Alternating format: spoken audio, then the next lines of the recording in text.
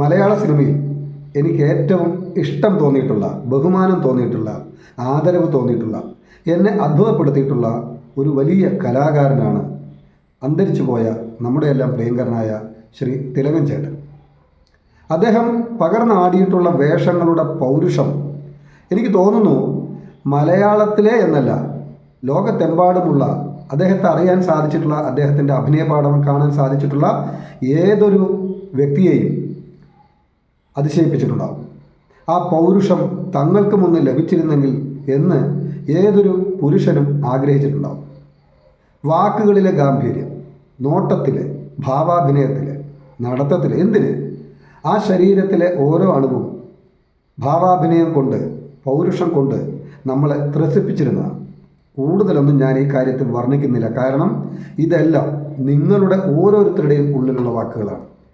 ഞാനിവിടെ ഇത് പറയാൻ കാരണം, അദ്ദേഹത്തെ ഓർമ്മിക്കാൻ കാരണം, കഴിഞ്ഞ ദിവസം അദ്ദേഹത്തിൻ്റെ ഒരു പട്ടാള ജീവിത അനുഭവങ്ങളെക്കുറിച്ചുള്ള ഒരു ഓൺലൈൻ മാധ്യമത്തിൽ വന്ന വാർത്ത വായിക്കാനിടയായി. ആ അറിവ് എനിക്ക് ആദ്യമായിട്ടായിരുന്നു. കാരണം അദ്ദേഹം ഒരു പട്ടാള സേവനം അനുഷ്ഠിച്ചിരുന്ന ഒരു വ്യക്തിയാണെന്ന് എനിക്ക് അറിയില്ലായിരുന്നു. പക്ഷെ വായന കഴിഞ്ഞപ്പോൾ എനിക്ക് കാര്യം ബോധ്യമായി. കാരണം ആ പട്ടാള സേവനത്തിൻ്റെ ഒരു മഹനീയത അദ്ദേഹത്തിൻ്റെ പെരുമാറ്റത്തിലും അഭിനയത്തിലും ജീവിതത്തിലുടനീളവും അത് നമുക്ക് തെളിഞ്ഞ് കാണാൻ കഴിയുമായിരുന്നു. തനിക്ക് ശരിയെന്ന് തോന്നുന്നത് ആരുടെ മുഖത്ത് നോക്കിയും വെട്ടിത്തുറന്ന് പറയാൻ അദ്ദേഹത്തിനൊരു വല്ലാത്ത ഒരു പാഠവം തന്നെയായിരുന്നു. ആ പറയുന്ന വാക്കുകൾ കൊണ്ടൊരു പക്ഷേ താൻ ഒറ്റപ്പെട്ടു പോകുമെന്ന് ബോധ്യപ്പെട്ടാൽ പോലും അതിൽ നിന്നും മാറി നിൽക്കുന്ന, വാക്കുമാറി പറയുന്ന ശീലം അദ്ദേഹത്തിനില്ലായിരുന്നു. അത് ചെറിയ എൻ്റെ വായനാനുഭവങ്ങളിൽ നിന്ന് ഞാൻ മനസ്സിലാക്കിയിട്ടുള്ളതാണ്. അങ്ങനെ ജീവിതം കൊണ്ടും അഭിനയം കൊണ്ടുമെല്ലാം മലയാളിയെ ത്രസിപ്പിച്ചിരുന്ന ആ നടൻ മലയാള സിനിമയ്ക്ക് ഒരു ഭാഗ്യത്തിൻ്റെ കടാക്ഷം കൊണ്ടാണ് കിട്ടിയത് എന്നാണ് ആ വാർത്തയിലൂടെ മനസ്സിലാക്കാൻ കഴിഞ്ഞത്. 1962 അദ്ദേഹം പട്ടാളത്തിൽ സേവനം അനുഷ്ഠിച്ചിരുന്നു. ആ സമയത്ത് പട്ടാളത്തിൻ്റെ ജീവിതാനുഭവങ്ങൾ കൊണ്ടായിരിക്കാം, എന്തുകൊണ്ടാണെന്ന് അതിൽ വ്യക്തമല്ലെങ്കിൽ പോലും അതിശൈത്യം മൂലമൊക്കെ ആയിരിക്കാം എന്നാണ് വാർത്തയിൽ തന്നെ പറയുന്നത്. എന്തായാലും കാലുകൾക്ക് കാര്യമായ ക്ഷതം പറ്റി എന്നാണ് പറയുന്നത്. ഒരു പക്ഷേ സ്വാധീനക്കുറവാവാം. കാലാണ് പറഞ്ഞിട്ടുള്ളത്, കാലുകളെന്ന് വാർത്തയിൽ പറഞ്ഞിട്ടുണ്ടെങ്കിലും കാല് മുറിച്ചു മാറ്റാൻ ഈ ആർമിയിലെ ഹോസ്പിറ്റൽ അധികൃതർ തീരുമാനിച്ചു എന്നാണ് വാർത്തയിൽ പറയുന്നത്. എനിക്ക് അടുത്ത വരികൾ വായിക്കുമ്പോൾ സത്യത്തിൽ ഒരു ഞെട്ടലാണ് ഉണ്ടായത്. അന്ന് ആർമി ആശുപത്രിയിലെ ഡോക്ടർമാർ ഒരു പട്ടാളക്കാരൻ്റെ ശരീരാവയവങ്ങളിൽ നിന്ന് എന്തെങ്കിലും ഒന്ന് മുറിച്ചു മാറ്റാൻ തീരുമാനമെടുത്താൽ ആ വ്യക്തിയുടെ അനുവാദമോ അദ്ദേഹത്തിൻ്റെ കുടുംബക്കാരുടെ അനുവാദമോ വേണ്ടായിരുന്നു എന്നതിൽ പറയുന്നുണ്ട്. സത്യത്തിൽ അത് ഞെട്ടലാണ്. സ്വാതന്ത്ര്യാനന്തര ഭാരതമാണ്, അല്ലാതെ ബ്രിട്ടീഷ് ഭരണകാലത്തെ ഭാരതമല്ല. അപ്പോൾ ആ ഒരു അവസ്ഥ എങ്ങനെയാണ് ഒരു ഇന്ത്യൻ റിപ്പബ്ലിക്കിന് അന്ന് സംഭവിച്ചത് എന്ന് മനസ്സിലാവുന്നില്ല. 1962 എന്ന് പറയുമ്പോൾ ഇന്ത്യ റിപ്പബ്ലിക് ആയതിനു ശേഷമാണ്. അപ്പോൾ അങ്ങനെ ഒരു തീരുമാനം ആശുപത്രി അധികൃതർ എടുത്തിരുന്നു എന്നും ഈ തൻ്റേടിയായ എന്തും വെട്ടിത്തുറന്ന് പറയാൻ ധൈര്യം കാണിക്കുന്ന ഈ ചുറുചുറുക്കുള്ള യുവാവിന് പോലും അതിനെ മറുത്ത് തൻ്റെ ഇഷ്ടം അവരോട് തുറന്നു പറയാൻ സാധിക്കാതെ വന്ന ഒരവസ്ഥയാണ് എന്നെ വല്ലാതെ ഭയപ്പെടുത്തിയത്. ഏതൊരാളുടെയും അത്തരത്തിലുള്ളൊരു അവസ്ഥ അതിദയനീയമായിരിക്കും. കാരണം തൻ്റെ ശരീരത്തിന്മേൽ, തൻ്റെ അസുഖ അവസ്ഥയിന്മേൽ തനിക്ക് സ്വന്തമായൊരു തീരുമാനമെടുക്കാൻ കഴിയാത്ത അവസ്ഥ അതിദയനീയമാണ്. അത് അസ്വാതന്ത്ര്യത്തിൻ്റെ പാരമ്യവുമാണ്. എന്തായാലും നിസ്സഹായതയിലിരിക്കുന്ന അദ്ദേഹത്തിൻ്റെ മുന്നിലേക്ക് ഈ മലയാള സിനിമയിലേക്ക് വലിയ കലാകാരനെ സമ്മാനിച്ച ആ സാക്ഷാൽ ഒടയ തമ്പുരാൻ നമ്മുടെ പ്രധാനമന്ത്രിയുടെ രൂപത്തിൽ ഒരു ദേവദൂതനെ അദ്ദേഹത്തിൻ്റെ അടുത്തേക്ക് അയക്കുകയും മറ്റ് പട്ടാളക്കാരെ എല്ലാം കണ്ടുവന്ന സമയത്ത് നേരത്തെ പട്ടാളക്കാർക്കെല്ലാം കിട്ടിയിരുന്ന ഒരു നിർദ്ദേശമുണ്ട്. അദ്ദേഹം വന്നാൽ ആരും ശബ്ദിച്ചു പോകരുത്, അദ്ദേഹത്തോടൊന്നും ചോദിക്കുകയോ പറയുകയോ അരുത് എന്നുള്ള കർശന നിർദ്ദേശം കിട്ടിയിട്ട് പോലും ഒരുപക്ഷെ ഞാനീ പറഞ്ഞ വാചകം തിലകൻ ചേട്ടനും തോന്നിയിരിക്കാം, ഇദ്ദേഹം എൻ്റെ ദൈവദൂതനാണ് എന്ന് തോന്നിയിരിക്കാം. കാരണം മേലധികാരികൾ ഇത്ര കർശനമായി അദ്ദേഹത്തോട് നിർദ്ദേശിച്ചിട്ടും അദ്ദേഹം പ്രധാനമന്ത്രിയോട് സംസാരിക്കാൻ ധൈര്യം കാണിച്ചു. പ്രധാനമന്ത്രി അദ്ദേഹത്തെ ഈ മുറിവേറ്റ ഇദ്ദേഹത്തെ, അല്ലെങ്കിൽ കാല് വല്ലാത്തൊരവസ്ഥയിലിരിക്കുന്ന ഇദ്ദേഹത്തെ നോക്കിക്കൊണ്ട്, സാഗൂതം നോക്കിക്കൊണ്ട് കടന്നു പോയി എന്നാണ് പറയുന്നത്. ആ കടന്ന നിമിഷത്തിൽ തന്നെ അദ്ദേഹത്തോട് സംസാരിക്കാനുണ്ട് എന്ന് പറഞ്ഞു എന്നാണ് പറയുന്നത്. അതായത് ഇദ്ദേഹം ഒന്ന് ശങ്കിച്ചിരിക്കാം, പക്ഷേ ആ ശങ്കയിൽ പോലും അദ്ദേഹത്തിന് ഇത് ദൈവദൂതനാണെന്ന് തോന്നിയിരിക്കാം. അദ്ദേഹം പ്രധാനമന്ത്രി, അങ്ങയോട് എനിക്കൊരു അപേക്ഷയുണ്ട് എന്നുള്ള ഒരു സംസാരത്തിൽ നിന്ന് പ്രധാനമന്ത്രി അദ്ദേഹത്തെ കേൾക്കാൻ തയ്യാറായി എന്നുള്ളതും ഈ പറഞ്ഞ ദൈവേച്ഛ തന്നെ. ഒരുപാട് പട്ടാള ക്യാമ്പുകളിൽ ആ കാലത്ത് അദ്ദേഹം പ്രധാനമന്ത്രി സന്ദർശിച്ചിരുന്നോ എന്നൊന്നും വാർത്തയിൽ വ്യക്തമല്ല. എങ്കിലും കൃത്യസമയത്ത് തന്നെ ഈ പട്ടാള ക്യാമ്പിലെത്താൻ അദ്ദേഹത്തിന് സാധിച്ചത് ഈ പറഞ്ഞ ദൈവത്തിൻ്റെ ഒരു കൃപ തന്നെയാണ്. എന്തായാലും അദ്ദേഹം തൻ്റെ അപേക്ഷ പ്രധാനമന്ത്രിയുടെ മുന്നിലേക്ക് വെച്ചു. മേലിൽ ഒരു പട്ടാളക്കാരനോട് പോലും ഇങ്ങനെ കാണിക്കരുത്. എന്ത് മുറിച്ചു മാറ്റുകയാണെങ്കിലും, ഒരു ഓപ്പറേഷൻ ചെയ്യുകയാണെങ്കിലും അദ്ദേഹത്തിൻ്റെയും കുടുംബാംഗങ്ങളുടെയും അനുവാദം വാങ്ങിയിട്ട് വേണം, അല്ലാതെ അത് ചെയ്യരുത് എന്നെ. അതുകൊണ്ട് തന്നെ ഈ ഓപ്പറേഷനിൽ നിന്ന് ഒഴിവാക്കണം, ഇതിൻ്റെ മുഴുവൻ ഉത്തരവാദിത്വവും ഞാൻ ഏറ്റുകൊള്ളാം എന്ന് അദ്ദേഹം പറഞ്ഞു. ഈ പറഞ്ഞത് അപ്പോൾ പ്രധാനമന്ത്രി ഒന്നും മറുപടി പറഞ്ഞിരുന്നില്ല എന്നാണ് വാർത്തയിൽ നിന്ന് മനസ്സിലാക്കുന്നത്. അതിനുശേഷം അദ്ദേഹം ഓഫീസിലെത്തിയ ഉടനെ തന്നെ ഈ പട്ടാളക്കാരനെ, ഈ ചെറുപ്പക്കാരനെ ഓർത്തുകൊണ്ട് അദ്ദേഹം ആ ഉത്തരവിറക്കി എന്നുള്ളത് തീർച്ചയായും ഞാനീ പറഞ്ഞ ദൈവ കടാക്ഷം തന്നെയാണ്. കാരണം ഒരു പ്രധാനമന്ത്രിയെ സംബന്ധിച്ചിടത്തോളം, പ്രത്യേകിച്ച് സ്വാതന്ത്ര്യം കിട്ടി വളരെ കുറച്ച് നാളുകൾക്കുള്ളിൽ ഈ ഭാരതത്തിൻ്റെ വലിയ ഒരു ചുമതലയുള്ള പ്രധാനമന്ത്രിക്ക് കേവലം ഒരു പട്ടാള ക്യാമ്പിൽ നിന്ന് ഒരു പട്ടാളക്കാരൻ പറഞ്ഞ കാര്യം ഓർത്തിരിക്കേണ്ട സാഹചര്യമില്ല. പക്ഷേ അദ്ദേഹം അത് ചെയ്തു.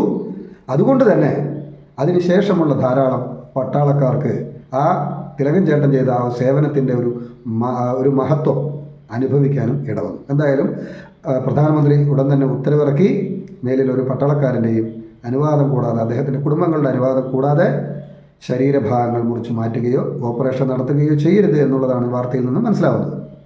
നമ്മൾ ഈ വീഡിയോ ചെയ്യുന്നതുകൊണ്ട് ഞാൻ ഉദ്ദേശിക്കുന്ന പ്രധാന കാര്യം എന്താണെന്ന് വെച്ചാൽ, ഈ കാര്യങ്ങൾ തൻ്റെ ജീവിതകാലത്ത് എവിടെയെങ്കിലും എപ്പോഴെങ്കിലും തിലകൻ ചേട്ടൻ പറഞ്ഞതായിട്ട് ഞാൻ കേട്ടിട്ടില്ല, അറിഞ്ഞിട്ടില്ല. അദ്ദേഹത്തിൻ്റെ മക്കളും അദ്ദേഹത്തെ പോലെ തന്നെ പൗരുഷം തുളുമ്പുന്ന, എന്തും വിട്ടു തുറന്ന് പറയാൻ ശേഷിയുള്ള, ആർജവത്വമുള്ള മക്കളാണെന്നാണ് ഞാൻ മനസ്സിലാക്കിയിട്ടുള്ളത്. അദ്ദേഹത്തിൻ്റെ അഭിനയസിദ്ധിയും ഒപ്പം തന്നെ ശബ്ദ ഗാംഭീര്യവും മക്കൾക്കും പകർന്നു കിട്ടിയിട്ടുണ്ട്. കാരണം ഇവരിൽ പലരും ഇന്നും അഭിനയ രംഗത്തും ഒപ്പം തന്നെ ഡബ്ബിംഗ് ആർട്ടിസ്റ്റുകളായും നല്ല രീതിയിൽ സേവനം ചെയ്യുന്നവരാണ്. അപ്പോൾ ഞാനിതിൽ പറയാൻ വന്നത്, അദ്ദേഹത്തിൻ്റെ മൂത്ത പുത്രനാണ് ഷമ്മി തിലകൻ ചേട്ടൻ എന്നാണ് ഞാൻ മനസ്സിലാക്കിയിട്ടുള്ളത്. അതുകൊണ്ട് തന്നെ ചേട്ടനോട് വ്യക്തിപരമായി ഒരു സഹോദരൻ എന്ന നിലയിൽ ഒരു അഭ്യർത്ഥനയുണ്ട്. ഈ വാർത്തയുകൊണ്ട് ഈ വിഷയത്തെ ഒതുക്കിക്കളയരുത്. പകരം മലയാളക്കരയോട്, മലയാള സിനിമാ പ്രേമികളോട്, പൊതുജനങ്ങളോട് താങ്കൾ ഇതിൻ്റെ ബാക്കി ഭാഗം കൂടെ ഒന്ന് പറയാൻ തയ്യാറാകണം എന്നുള്ളതാണ് ഒരു അപേക്ഷ. അതായത് അലോപ്പതി ആശുപത്രിക്കാർ അല്ലെങ്കിൽ ആർമി ഹോസ്പിറ്റൽ അധികൃതർ ഇദ്ദേഹത്തിൻ്റെ കാല് മുറിച്ചു മാറ്റാൻ തീരുമാനിച്ചുവെങ്കിൽ തീർച്ചയായും അത് ഒരു അറ്റകൈ പ്രയോഗമാണ്. അറ്റകൈ പ്രയോഗത്തിൽ നിന്നും അദ്ദേഹത്തിനെ ആശുപത്രിയിൽ നിന്ന് മോചിപ്പിച്ച് അദ്ദേഹം ആ കാലിൻ്റെ ശേഷി തിരിച്ചെടുത്തിട്ടുണ്ട് എങ്കിൽ തീർച്ചയായും അത് അലോപ്പതി വഴിയാവാൻ സാധ്യതയില്ല. അങ്ങനെ അല്ല എങ്കിൽ, അലോപ്പതി വഴി അല്ല എങ്കിൽ പിന്നെ എന്തുകൊണ്ടാണ്, ഏത് ചികിത്സ കൊണ്ടാണ് അദ്ദേഹത്തിന് മാറ്റം വന്നത് എന്നും അതിനുശേഷം 100 കഥാപാത്രങ്ങളിലൂടെ മലയാളക്കരയെ തൻ്റെ കലാപരമായ കേളി മികവ് കൊണ്ട് അദ്ഭുതത്തിൽ ആറാടിച്ചത് എന്നും ഞങ്ങൾക്കറിയാൻ ആഗ്രഹമുണ്ട്. അത് പ്രേക്ഷകരെന്നുള്ള നിലയിൽ, കലാപ്രേമികളെന്ന നിലയിൽ ഞങ്ങളുടെ ഒരു അവകാശം കൂടിയാണ്. അപ്പോൾ ആ അനുഭവങ്ങൾ ഇന്ന് നമ്മളോട് നേരിട്ട് പറയാൻ നമ്മുടെ പ്രിയ തിലകൻ ചേട്ടൻ ഇല്ല. അതുകൊണ്ട് തന്നെ അദ്ദേഹത്തിൻ്റെ ആത്മാവിനെങ്കിലും ചിലപ്പോൾ ഇത് കേൾക്കുമ്പോൾ ഒരു പക്ഷേ തോന്നിയിട്ടുണ്ടാവാം, ശരിയാണത് പറയേണ്ടതാണെന്ന്. ദയവ് ചെയ്ത് അത് മകൻ എന്ന നിലയിൽ, പുത്രൻ എന്ന നിലയിൽ താങ്കൾ അതൊന്ന് തുറന്നു പറയാൻ തയ്യാറാകണം എന്നുള്ളൊരു അപേക്ഷയുണ്ട്. ഈ തയ്യാറാവൽ ഇന്നത്തെ കാലത്ത് വളരെ പ്രസക്തമാണ്. അതുകൊണ്ടാണ് അങ്ങനെ ഒരു തുറന്നു പറച്ചിലിന് താങ്കൾ അത് തയ്യാറാവണമെന്ന് പറയാൻ കാരണം. താങ്കൾക്കറിയാം, ഇന്ന് ആശുപത്രികളിൽ, പ്രത്യേകിച്ച് മോഡേൺ മെഡിസിൻ എന്ന് പറയുന്ന അലോപ്പതി ആശുപത്രികളിൽ ചികിത്സ തേടിയെത്തുന്ന ഒട്ടേറെ പാവങ്ങൾക്ക് ചികിത്സാ പിഴവ് കൊണ്ടാണോ അതോ മനഃപൂർവ്വമുള്ള അശ്രദ്ധ കൊണ്ടാണോ, അതുമല്ല വല്ല മരുന്നുകളുടെയോ ചികിത്സകളുടെയോ പരീക്ഷണം കൊണ്ടാണോ അറിയില്ല, ചികിത്സ തേടിപ്പോകുന്ന പലർക്കും പല വിധത്തിലുള്ള അത്യാഹിതങ്ങൾ സംഭവിക്കുന്നുണ്ട്. ഓപ്പറേഷൻ്റെ ആവശ്യവുമായി ചെല്ലുന്ന ആളുകളുടെ എവിടെയാണോ ഓപ്പറേഷൻ ചെയ്യാൻ പറഞ്ഞത് അതിൻ്റെ അപ്പുറത്ത് യാതൊരു ബന്ധവുമില്ലാത്ത സ്ഥലങ്ങൾ ഓപ്പറേറ്റ് ചെയ്യുന്നു. ഓപ്പറേഷന് ശേഷം കത്രിക ശരീരത്തിനുള്ളിൽ വെച്ച് മറക്കുന്നു, തുന്നിക്കെട്ടാൻ മറക്കുന്നു.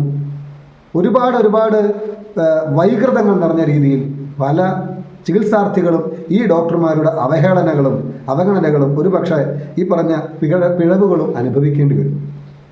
ഇത് ഡോക്ടർമാരുടെ മുഴുവൻ വിഭാഗത്തെയും അല്ല ഞാനീ പറയുന്നത്. പക്ഷേ അത്തരത്തിലുള്ള ചികിത്സാ പിഴവുകളും ചികിത്സാ വൈകൃതങ്ങളും ഇന്ന് സ്ഥിരമായൊരു വാർത്തയെ മാറി. ഇത് താങ്കൾക്കും അറിയാവുന്നതാണ്.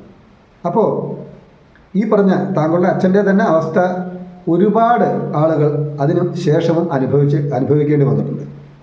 എത്രയെത്ര ആളുകളുടെ മേലെയാണ് ഈ ആശുപത്രി, അതായത് ആർമി ആശുപത്രി അധികൃതർ തീരുമാനമെടുത്തതുപോലുള്ള തെറ്റായ തീരുമാനങ്ങൾക്ക് വിധേയരായി എത്രയെത്ര ആളുകൾക്കായിരിക്കാം അപകടം സംഭവിച്ചിട്ടുള്ളത്, എത്രയെത്ര ആളുകൾക്കായിരിക്കാം തങ്ങളുടെ അംഗം ഭംഗപ്പെട്ടത്. അതുകൊണ്ട് മേലിലെങ്കിലും അങ്ങനെ ഒരു അവസ്ഥയിൽ, അതായത് എന്തെങ്കിലും ഒന്ന് മുറിച്ച് മാറ്റിയേ മതിയാകൂ എന്ന ഒരു വല്ലാത്ത അവസ്ഥയിൽ അല്പം പ്രതീക്ഷയായി, ഒരു പ്രത്യാശയായി ഏതെങ്കിലും ഒരു ചികിത്സാ മേഖല ഉണ്ട് എന്ന് ഇവർക്ക് അറിയാൻ കഴിഞ്ഞാൽ അത് വലിയ ഒരു നേട്ടമായിരിക്കും. രണ്ടാമതൊരു ചോയ്സ് തീർച്ചയായും അവർക്കത് ഗുണം ചെയ്യും. താങ്കളെപ്പോലെ ഒരു മഹാനായ കലാകാരൻ തുറന്നു പറഞ്ഞാൽ അത് കേൾക്കാൻ ധാരാളം ആളുകളുണ്ടാവും. അതിൻ്റെ കൂട്ടത്തിൽ ആശുപത്രിക്കാരുമുണ്ടാവും, അതായത് അലോപ്പതി ആശുപത്രിയിലെ ചികിത്സകർ. അവർക്ക് ഉള്ളിൻ്റെ ഉള്ളിൽ എവിടെയെങ്കിലും ഈ കാര്യം ഒന്ന് പരീക്ഷിക്കണം, അതായത് തങ്ങളുടെ കയ്യിൽ നിൽക്കാത്ത കാര്യങ്ങൾ, രോഗികളുടെ അവസ്ഥകൾ വന്നുപെട്ടാൽ ഇത് ഞങ്ങളെ കൊണ്ടാവില്ല, പക്ഷേ ഇന്ന് ഒരു ചികിത്സാ രീതിയുണ്ട്, അല്ലെങ്കിൽ ഇന്ന ഡോക്ടറുണ്ട്, അദ്ദേഹത്തിൻ്റെ പക്കൽ പോയാൽ നിങ്ങൾക്ക് ഇതിന് വലിയ സാധ്യതകളുണ്ട് എന്ന് ഞാൻ മനസ്സിലാക്കിയിട്ടുണ്ട് എന്ന് പറഞ്ഞുകൊണ്ട് അവർക്ക് അങ്ങോട്ട് റെഫർ ചെയ്യാൻ കഴിയും. എല്ലാവരും അങ്ങനെ ചെയ്യുമെന്ന് പ്രതീക്ഷിക്കുന്നില്ലെങ്കിലും ഈ മേഖലയിൽ ചിലർ മാത്രമാണ് കള്ളത്തരങ്ങൾ ചെയ്യുന്നത്, അല്ലെങ്കിൽ കള്ളത്തരങ്ങൾക്ക് കൂട്ടുനിൽക്കുന്നത്, തെറ്റായ വഴി നീങ്ങുന്നത്, തെറ്റായ രീതിയിൽ തൻ്റെ പഠനം ഉപയോഗിക്കുന്നത്. എന്നാൽ വലിയൊരു പങ്കും അങ്ങനെയല്ല, മനസ്സിൽ അലിവും ആത്മാർത്ഥതയും ഉള്ളവരാണ് എന്ന് ഞാൻ മനസ്സിലാക്കുന്നു. അതുകൊണ്ട് തന്നെ അത്തരക്കാർക്ക് ഈ വരുന്ന ചികിത്സാർത്ഥികളെ നല്ല വഴിയിലേക്ക് നയിക്കാൻ സാധിക്കും. അപ്പോൾ ഇതെല്ലാം പ്രിയ ഷമി തിലകൻ ചേട്ടൻ, മറ്റ് സഹോദരങ്ങൾ, താങ്കളുടെ മറ്റ് സഹോദരങ്ങൾ ഒന്ന് മനസ്സിലാക്കണം. പറ്റുമെങ്കിൽ ഇതൊന്ന് തുറന്നു പറഞ്ഞാൽ അത് മലയാളക്കരയോടൊന്നല്ല ഇന്ത്യക്കാരോട് മുഴുവൻ ചെയ്യുന്ന ഒരു വലിയ സേവനമായിരിക്കും എന്ന് പ്രത്യാശിക്കുകയാണ്. താങ്കൾക്കും താങ്കളുടെ സഹോദരങ്ങൾക്കും നിങ്ങളുടെ ഏവരുടെയും കുടുംബാംഗങ്ങൾക്കും ശോഭനമായ ഒരു ഭാവി ആശംസിക്കുന്നു. ഒപ്പം തന്നെ താങ്കളിത് തുറന്നു പറയുമെന്ന് വളരെയധികം പ്രത്യാശിച്ചുകൊണ്ട് മേലിലെങ്കിലും ഇത്തരം തുറന്നു പറച്ചിലുകളിലൂടെ നല്ല ചികിത്സാ മേഖല, നല്ല ചികിത്സകരെ ജനങ്ങൾക്ക്, പൊതുജനത്തിന് അറിയാനുള്ള ഇടവരട്ടെ എന്ന് വളരെയധികം പ്രാർത്ഥിച്ചുകൊണ്ടും തൽക്കാലം നിർത്തുന്നു. Thank you.